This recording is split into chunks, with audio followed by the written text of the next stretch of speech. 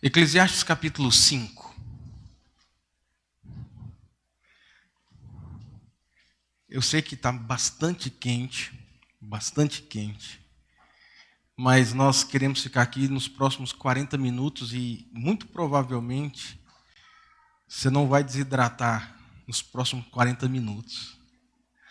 Então nós vamos tentar ser o mais reverente na palavra do Senhor, no culto, né? Então se você tiver extrema necessidade, você pode sair sem problema algum.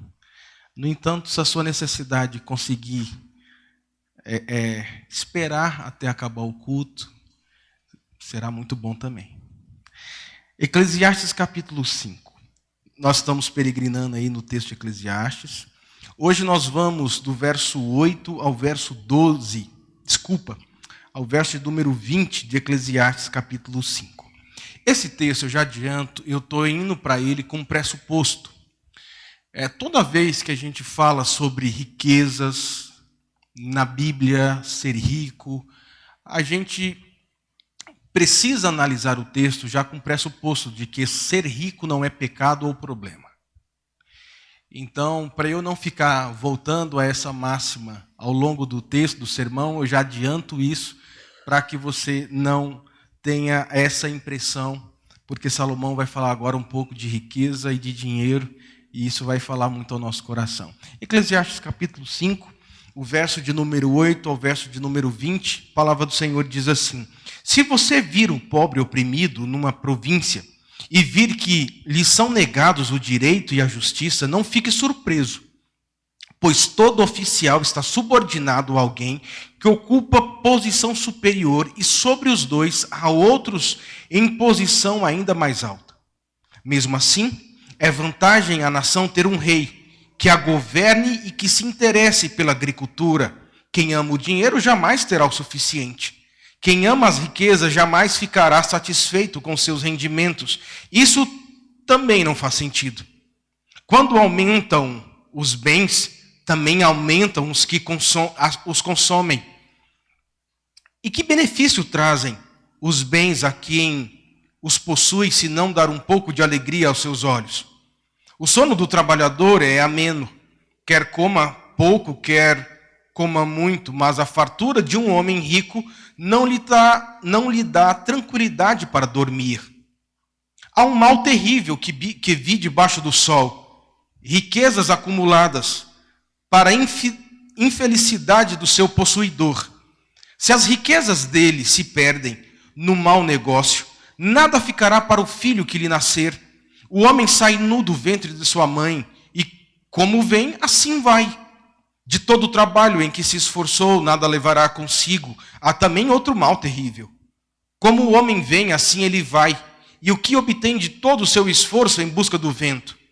Passa toda a sua vida nas trevas, com grande frustração, doença e amargura. Assim, descobri que para o homem o melhor e o que mais vale a pena é comer, beber e desfrutar o resultado de todo o esforço que faz debaixo do sol durante os poucos dias de vida que Deus lhe dá, pois essa é a sua recompensa. E quando Deus concede riquezas e bens a alguém e o capacita a desfrutá-los, a aceitar a sua sorte e a ser feliz em seu trabalho, isso é um presente de Deus. Raramente essa pessoa fica pensando na brevidade de sua vida, porque Deus o mantém ocupado com a alegria do coração. Essa é a palavra de Deus. Vamos orar e vamos pedir que o Senhor comunique a nós a vontade dEle. Senhor Deus, nós lemos a Tua palavra e rogamos para que o Senhor, nesse momento, possa instruir os nossos corações. Acalma os nossos corações para que possamos entender a Tua palavra. Tire todo o obstáculo que vai interferir na nossa concentração na palavra do Senhor nesses próximos minutos. Eu oro e coloco os meus irmãos e a mim mesmo na Tua presença, no nome de Jesus. Amém, gente. Amém. Falando de maneira geral, todos nós somos fascinados com a ideia de ficar ricos. É assim. Queira você, queira não, todos nós, em alguma medida e em geral, somos fascinados com a ideia de um dia ficarmos bem ricos. Se não, basta a gente ver as filas das casas lotéricas quando a Mega Sena está acumulada, né? E alguns crentes até apostam lá em fazer uma fezinha. Talvez eu ganhe um dinheiro um pouco mais fácil do que trabalhar. Todos nós, em alguma medida, somos invocados com essa possibilidade de ficar rico. Se não, converse com um adolescente quando você estiver numa conversa informal e você perceberá que talvez a vontade dele em fazer medicina, ser um grande médico, uma médica, ou um juiz de direito, ou algo do gênero, está relacionado com a vontade que ele tem de estar rico. Às vezes esses adolescentes, jovens por aí, nem escolhem a sua profissão com base na sua própria vocação, mas sim com o fato de que um dia precisam trabalhar em algo que lhes dê muito dinheiro. E talvez isso foi o fundamento para a sua escolha no que você faz hoje também. Por quê? Porque em alguma medida todos nós somos fascinados com a ideia de que ser rico é algo muito bom. E não vamos muito longe. Isso se aplica também à criminalidade. Porque um jovem compromete toda a sua vida, seja na cadeia ou com a sua própria vida, vendendo entorpecentes ou drogas, se não pela realidade ilusória de que esse serviço fácil pode o tornar rico com maior facilidade. Sabe por quê? Porque todo ser humano, em alguma medida, ele tem essa ideia de querer ficar rico. Isso move muitas pessoas. No entanto, gente, eu olho para esse texto e olho para essa situação que vivemos. O que grande parte dessas pessoas tem em comum, de forma equivocada, é pensar que o dinheiro pode trazer satisfação plena à sua própria existência. Essa semana eu estava sapeando pela internet e eu vi lá a reportagem daquele comediante que para muitos é muito engraçado, mas eu não vejo muita graça nele, o Whindersson Nunes. É um menino que está por aí é um youtuber que ficou muito famoso aí nas redes sociais, fazendo graças e fazendo comédias. E ele está vivendo uma fase, dizendo ele, as próprias palavras dele, vivendo um caos na sua própria vida íntima e na sua vida psicológica e emocional. E ele diz que tudo isso é por causa do querer ganhar dinheiro e do querer ficar grande e famoso. Ele dizendo essas palavras, quando ele foi entrevistado pelo também comediante Rafinha Bastos. E ele diz assim, sabe por que fiquei tão triste e a minha vida perdeu sentido, Rafinha? Porque quanto mais dinheiro eu ganhava, mais depressivo eu ficava. Parece até um contrassenso, não é? Eu trabalhei tanto para obter as coisas, essas foram as palavras dele, eu trabalhei muito para obter as coisas, mas quando eu sentei para saber o que eu tinha, na verdade só meus empresários sabiam, eu nem sabia a quantidade da minha fortuna, mas quando eu sentei com aqueles que coordenavam a minha carreira e eles me mostraram o tanto que eu ganhava, eu perdi todo o sentido de existência e da minha vida. Tudo perdeu sentido, porque o senso de conquista acabou na minha vida. E eu percebi que por mais dinheiro que eu tivesse, eu não podia ainda comprar aquilo que daria sentido à minha existência, a felicidade. Dinheiro não traz felicidade. Dinheiro não compra felicidade. Dinheiro não manda buscar a felicidade. Na verdade, o dinheiro, quando elevado a um lugar que não pertence a ele, será fonte de grande mal. E Salomão vai falar sobre isso hoje. E aqui, por favor, eu não estou dizendo que ser rico é problema e um mal na sua vida. Por favor, não é isso. Eu não estou dizendo que em alguma medida o dinheiro é bom. É bom, pode dar conforto a nós, o conforto mínimo que nós precisamos. Eu não estou desprestigiando e desvalorizando a condição financeira regular que você possa ter. Não é isso que Salomão está dizendo. O que o Salomão vai dizer para nós nessa noite é que se o dinheiro ocupar um lugar central na sua vida, no seu coração, ele não trará felicidade. Pelo contrário, isso vai trazer grandes males na sua vida e na sua existência.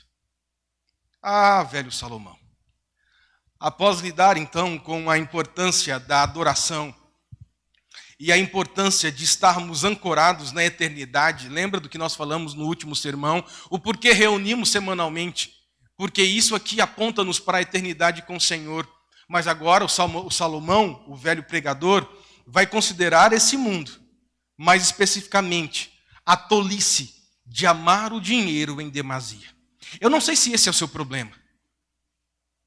E, por favor, não pense que isso aqui, amar o dinheiro, é um problema apenas dos ricos. Não, esse é um problema de todo ser humano. O pobre, o de classe média, o de classe alta, todos nós vivemos esse dilema de querer um dia ficar rico e pensar que se mais tiver, mais feliz ficarei. Esse texto Salomão vai explicar algumas verdades para nós. E a tese de Salomão, repito, é que o dinheiro pode se tornar uma fonte de mal quando ele se torna o maior alvo das nossas vidas. Salomão quer nos dar 2 recados nessa noite. E eu queria apenas ser o porta-voz dele.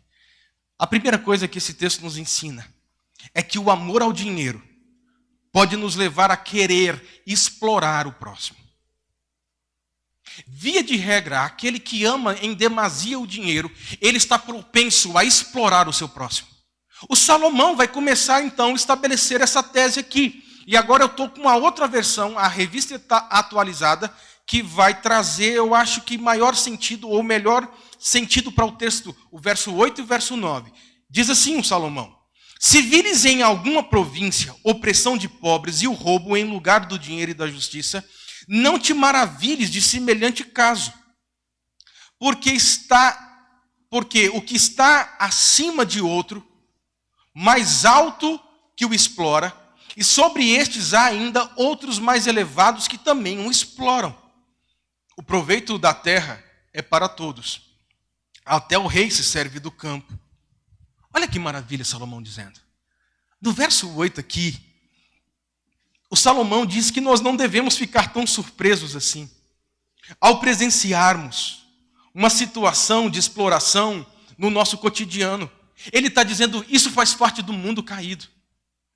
Não se maravilhe, aliás, não fique tão surpreso assim, quando você olhar aonde você vive, no cenário em que você vive, no trabalho, no ambiente que você vive, alguém sendo explorado. Salomão diz assim, não se surpreenda com isso, porque isso é muito natural no mundo caído. Por favor, Salomão não está dizendo que isso aqui é certo. Ele está dizendo que isso é natural, nesse mundo em que nós vivemos. Você, em alguma medida, vai se deparar em um contexto onde o mais baixo será explorado pelo mais alto. Mas é interessante a gente observar um pouquinho aqui a semântica dessa palavra explorar ou exploração no texto de Salomão. Até porque há uma discussão entre os estudiosos no que se refere ou qual o sentido dessa palavra, porque isso dá todo o significado para o nosso texto aqui. E aqui há 2 interpretações possíveis. Primeiro, que Salomão está dizendo assim, olha, quem está acima do outro provavelmente o explorará. Tá, qual o sentido disso? Uma possível interpretação é a ideia de que o de cima explora o que está embaixo, e esse que está embaixo explorará aquele que está embaixo dele também. Há uma possibilidade de cadeias. Olha, aquele que tem um grau elevado pode sim explorar aquele que está em um cargo intermediário. Aquele que está no cargo intermediário pode sim, por amor ao dinheiro, explorar aquele que está num cargo muito mais baixo que ele. Isso é uma possibilidade de interpretação desse texto, mas há uma segunda. Há uma segunda. Ou pode ser também a ideia de que aquele que está embaixo protege aquele que está em cima explorando. Eu sei que você está explorando, mas eu vou aguentar a sua barra, porque a sua exploração vai me render alguns trocados também. Parece uma quadrilha, né? Isso acontecia no tempo de Salomão. Isso acontece nos nossos dias. O amor ao dinheiro pode fazer você explorar o mais inferior a você em qualquer classe, seja social ou financeira. Ou talvez aquele da classe mais baixa, querendo, porque ama o dinheiro também, querendo ganhar de forma imprópria, pode sustentar, ou pode apoiar aquele que está sobre ele e que rouba também. Perceba que Salomão não está dizendo apenas que amor ao dinheiro é problema de rico. Amor ao dinheiro também é problema do classe média e do classe baixa. Porque muitas vezes aquele que está na classe baixa, ele quer se tornar rico. E independe a forma de ganhar dinheiro, ele quer. Salomão é interessante. E esse estudo no livro de Eclesiastes tem mudado a minha vida. Sobretudo a percepção que eu tenho das Escrituras. O quanto a palavra de Deus, escrita há quantos mil anos atrás, ainda fala de temas que a gente vive. Mas seja qual for a indicação, ou a interpretação aqui, o sentido é um só. Muitas pessoas podem usar o poder para explorar financeiramente o seu próximo. Sabe por quê? Porque ama o dinheiro em demasia.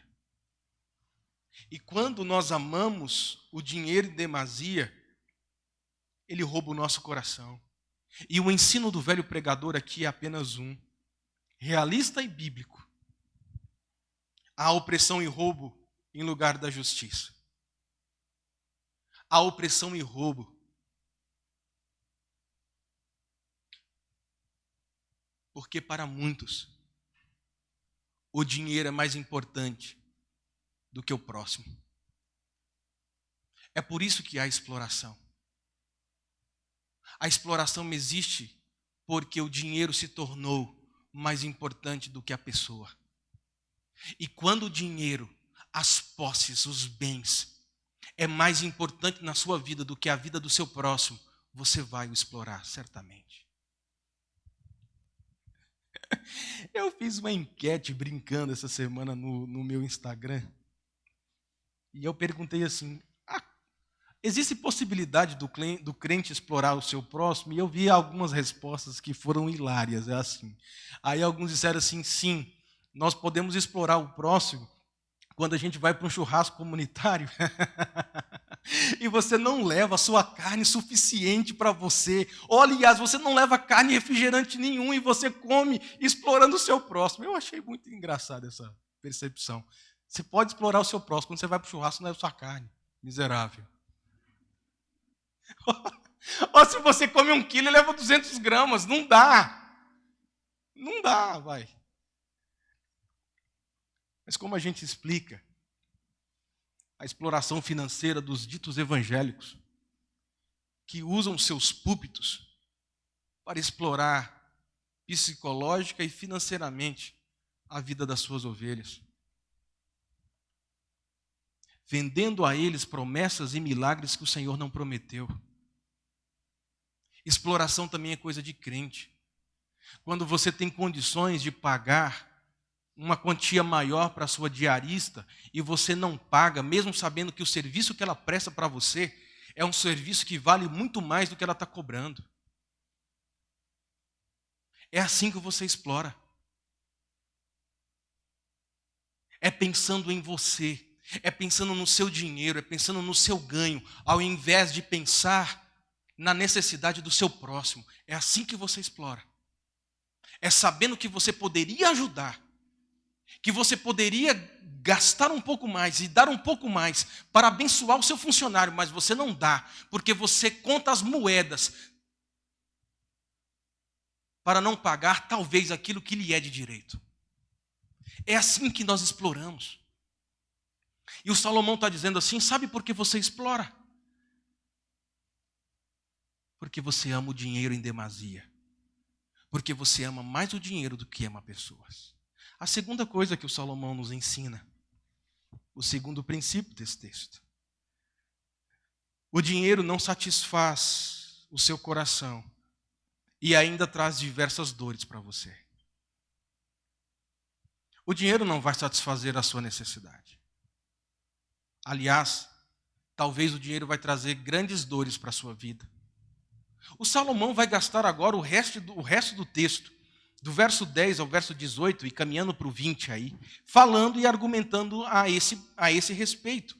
Perceba que antes o Salomão vinha falando dos males que o amor ao dinheiro traz no coletivo. Ele está dizendo, olha, está vendo? O amor ao dinheiro pode trazer grandes males ao coletivo, ao ajuntamento de pessoas. Mas ele vai um pouco mais profundo, dizendo assim, olha, o amor ao dinheiro não traz mazelas ao coletivo, mas o amor ao dinheiro traz grandes mazelas ao individual. Ao indivíduo como pessoa, afeta sim o indivíduo. E se não, perceba comigo, é a chave desse texto, o verso de número 10. O Salomão diz, quem ama o dinheiro? E perceba aí que o problema não é o dinheiro.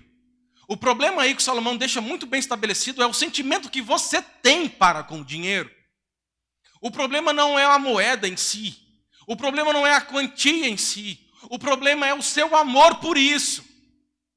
É o quanto você ama isso. É o quanto isso domina o seu coração. O quanto isso é um ídolo para você. E o Salomão diz no verso 10, quem ama o dinheiro jamais terá o suficiente. Quem ama as riquezas jamais estará satisfeito. Salomão mata a charada. Salomão mata a charada aqui. Ele já respondeu os problemas nossos em relação ao dinheiro, gente. Nós poderíamos fechar a Bíblia aqui e ir embora. Aquele que ama o dinheiro não terá o suficiente. Ele vai adiante. Quem ama as riquezas jamais será satisfeito com seus rendimentos. Sabe o que o Salomão está dizendo e sussurrando ao seu ouvido hoje? Ei, o amor ao dinheiro traz descontentamento. O amor ao dinheiro traz descontentamento. Você já ouviu falar de John David Rockefeller? O John David Rockefeller, ele foi o fundador da Standard Oil Company. Isso foi uma das grandes companhias de refinamento de petróleo nos Estados Unidos do século XX. O Rockefeller foi considerado pela Forbes, aquela revista de economia, o primeiro bilionário da história.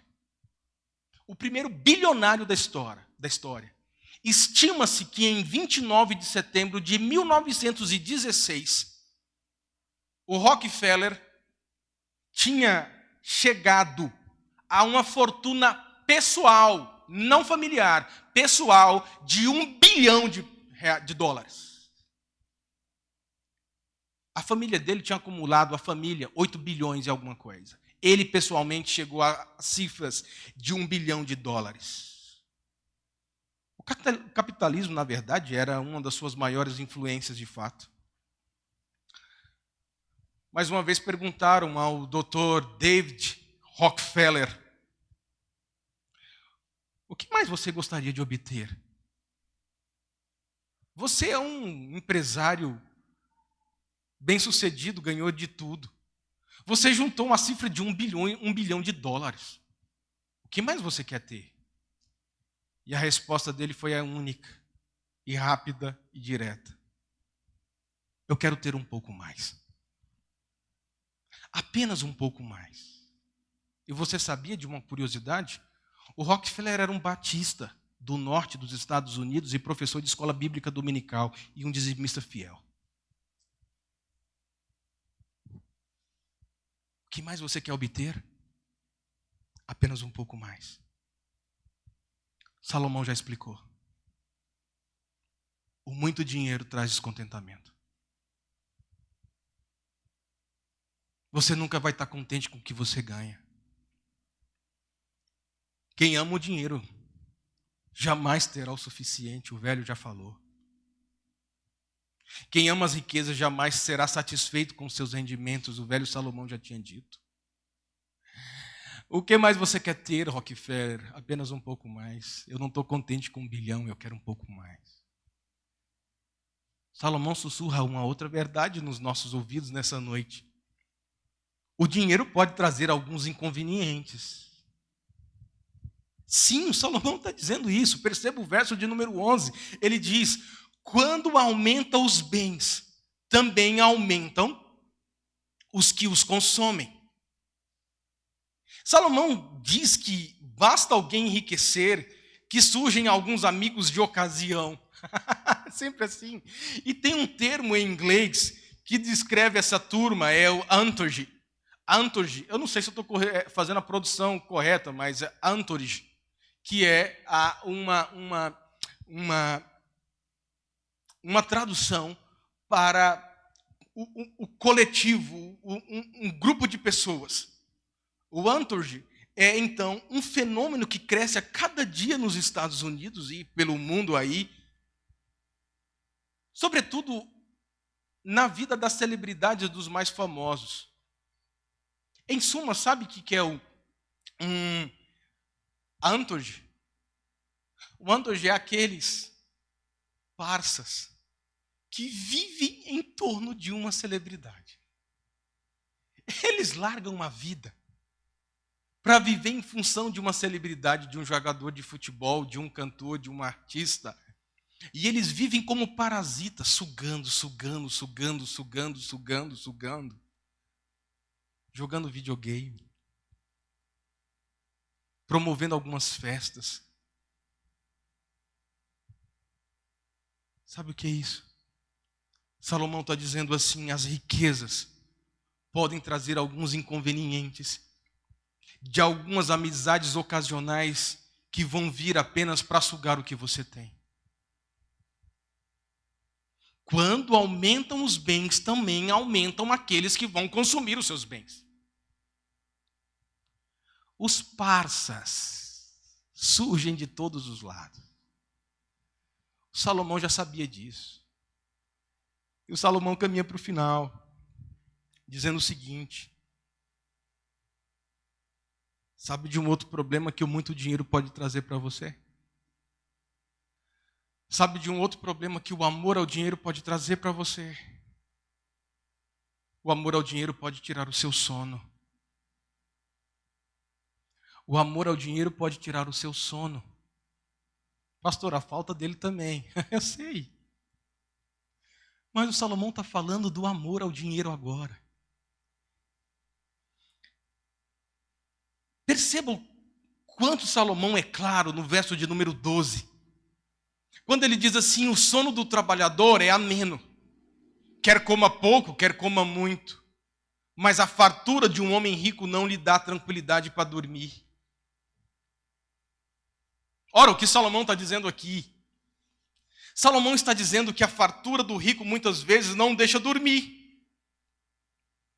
Ele sempre está pensando em como obter mais. Ele não consegue dormir e contar as ovelhinhas para dormir. Ele consegue contar os bens. Ele consegue contar quantas cabeças de gado ele vai ter, quantas fileiras de soja foram plantadas, eu não sei. Ele não dorme em paz, porque ele quer ter mais. Ele busca mais. Os meus clientes não estão suficientes, eu quero mais. Ele não consegue dormir por conta disso. Ou ele não consegue dormir porque ele não consegue parar de pensar em como não perder dinheiro. Aliás, talvez isso justifique a infidelidade de muitos ricos nos dízimos e ofertas. Porque para muitos, por favor, não para todos, mas para muitos, dizimar é sinônimo de perder dinheiro. E aqui, por favor, eu não estou dizendo que todo rico não é dizimista, não é isso. Mas eu estou dizendo que existe sim rico que não dá dinheiro, porque muito dízimo para ele é perder dinheiro, porque é compatível com ele ganha. Da mesma forma o pobre ou classe média, porque isso é um problema de todos. Talvez seja esse o grande problema, que você não consegue ainda ser um dizimista fiel, porque para você dizimar é perder dinheiro. E por quê? Porque você ama o dinheiro em demasia. Você quer mais, você quer mais, você quer mais, você quer mais. Aonde tudo isso vai te levar? Isso é uma evidência, irmãos queridos, meus irmãos, de que o dinheiro domina você. De que o seu maior tesouro não é a eternidade com o Senhor. O seu maior tesouro é aquilo que você possui. Jesus falou isso. E talvez você ache pesado essas palavras, mas são palavras da palavra de Deus. E como profeta do Senhor, eu preciso falar isso para você. Até quando você vai achar que aquilo que você possui é o muito para você? Até quando você vai viver essa vida de infidelidade? A igreja não precisa do seu dinheiro. Em nenhum momento nós estamos aqui para fazer apelação a respeito disso. Não. Você nunca vai ver, repito, nessa igreja, campanhas para obtenção de dinheiro de forma ilícita, exploratória. Não, nesse púlpito você nunca vai ouvir. Nunca.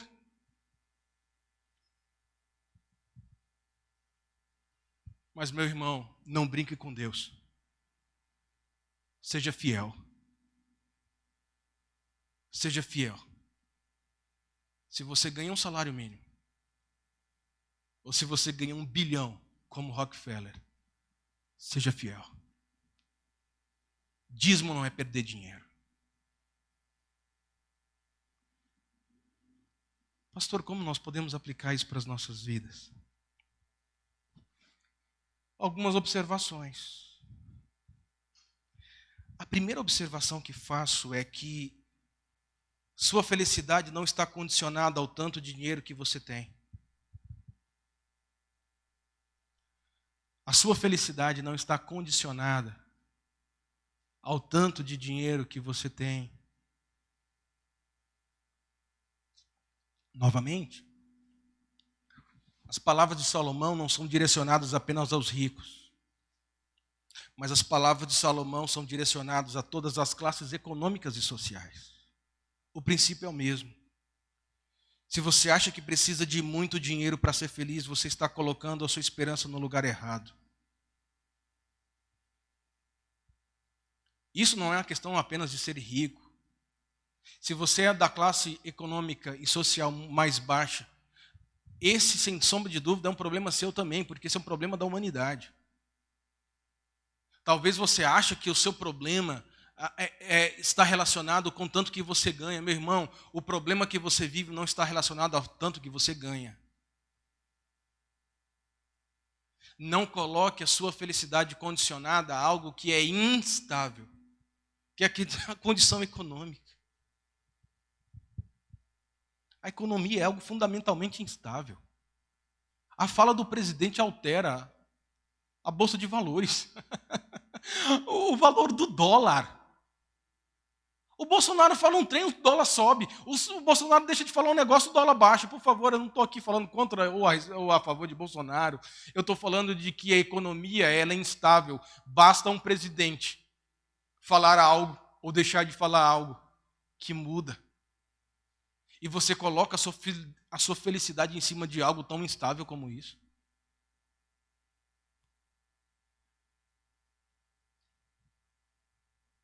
Deixa eu falar para você que é pai. Deixa eu falar algo sério para você.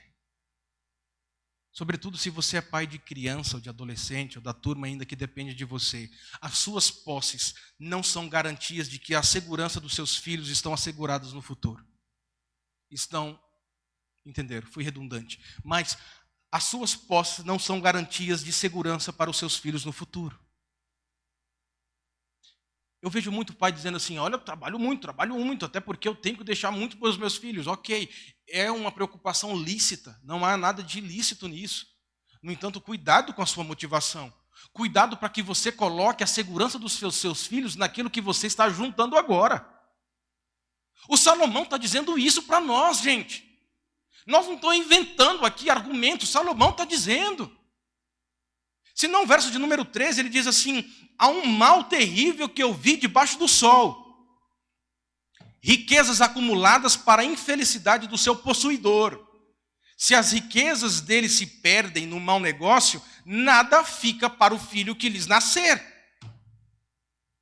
O Salomão está dizendo assim, você é maluco, você é tolo. De achar que aquilo que você está adquirindo agora é o fundamento de segurança para os seus filhos no futuro, isso é tolice, isso é vapor, isso é vaidade, isso é o ventinho, lembra? É o ventinho que sai da boca no dia frio, é fumaça. Você não pode ter garantias plenas de que aquilo que você está juntando hoje será a segurança do seu filho amanhã. Por quê? Salomão diz, basta apenas um negócio mau e você perde tudo. Basta um negócio mal. E você pode perder tudo aquilo que você ajuntou. De Salomão aí, se as riquezas dele se perdem no mau negócio, nada fica para o filho que lhe nascer.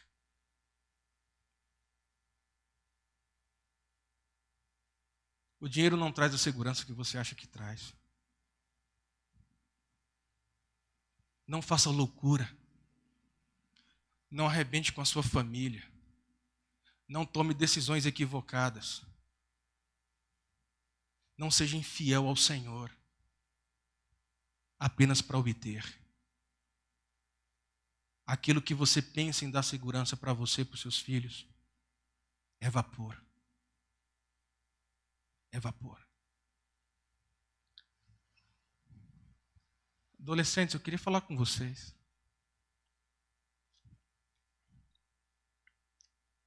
Se você escolhe a sua profissão apenas baseado em dinheiro, você será um profissional frustrado. Se você escolhe a sua profissão baseado não em vocação, mas em dinheiro, tanto você vai ganhar, você será um profissional frustrado. Salomão termina com chave de ouro. Verso 15, ele diz: o homem sai nu do ventre da sua mãe, e como vem, assim vai. De todo o trabalho em que se esforçou, nada levará consigo. Há também outro mal terrível. Como o homem vem, assim ele vai. E o que obtém de todo o seu esforço em busca do vento? Salomão está dizendo: sabe a sua vontade de obter, de ter, de buscar uma profissão que lhe dará muito dinheiro, muito embora você não suporte esse negócio? Ele está dizendo: isso é vento. Profissão a ser exercida sem vocação, apenas por aquilo que você pode ganhar. Salomão está dizendo: essa profissão é vapor. Nu você veio, nu você vai. Não coloque a sua esperança naquilo que você pode obter. Talvez nessa noite você está infeliz, porque você está descontente com a classe social que você possui, ou que você é, ou que você pertence. Você reclama com Deus porque você queria obter mais. O Evangelho nos ensina a olhar para toda a vida de uma forma diferente. O Evangelho te convida a ser contente com o que você tem. Tendo o que comer, o que se vestir, esteja alegre o seu coração.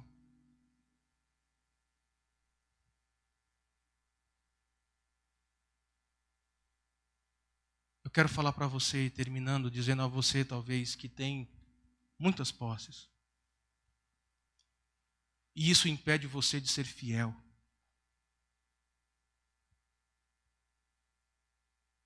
Aonde está o teu tesouro? Aonde está o teu tesouro? Ou onde está, desculpa.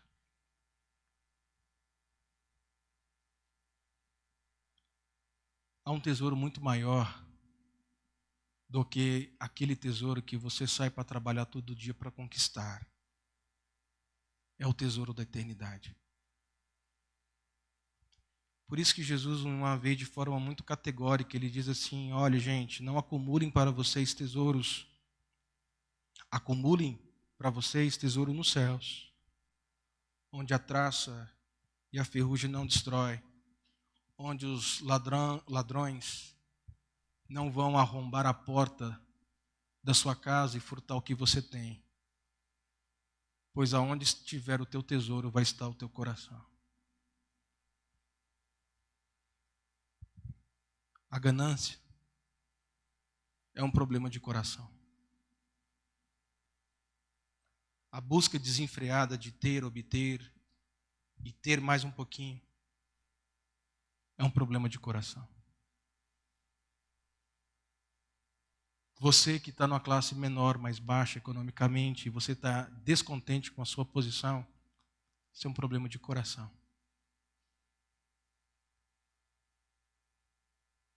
Tire esse ídolo do seu coração, chamado dinheiro, e coloque Jesus Cristo para reinar no seu coração.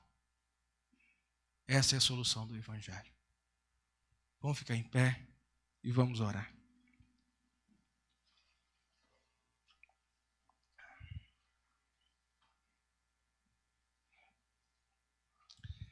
Senhor Deus, obrigado pela Tua palavra. Obrigado porque cada vez que nos aproximamos dela, somos mais convencidos de que não precisamos nada além dela para nos conduzir naquilo que o Senhor espera de nós. Ensine essa igreja, esses irmãos queridos, todos os dias, a amarem a Tua palavra e colocarem toda a sua esperança na Tua palavra.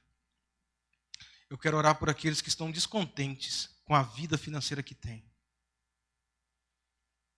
E é fato de que muito das consequências financeiras que temos é porque nós não administramos bem aquilo que o Senhor nos dá. Não somos bons mordomos do Senhor e por isso sofremos a consequência dos males. Ó Deus, isso é pecado. Não administrar corretamente os bens que o Senhor nos deu é pecado. Isso é falta de mordomia espiritual. Se há entre nós irmãos que vivem esse dilema, que eles possam se arrepender desse pecado, abandonar esse pecado. Ó Pai, se existem entre nós irmãos que amam em demasia o dinheiro, Senhor, tenha misericórdia. Que todo o nosso amor e devoção seja destinado ao Senhor. Que o Senhor nos domine. Nos ajude a destronar esse ídolo que domina o nosso coração. Obrigado pela Tua palavra. Guia-nos nessa semana. E que essa palavra possa ser remoída, digerida em nossos corações ao longo dessa semana. Faça isso com Teu povo. Agora, amados irmãos, vão na paz. Que a graça, que o amor e que a comunhão de Deus Pai, Deus Filho e Deus Espírito Santo estejam com todos vocês.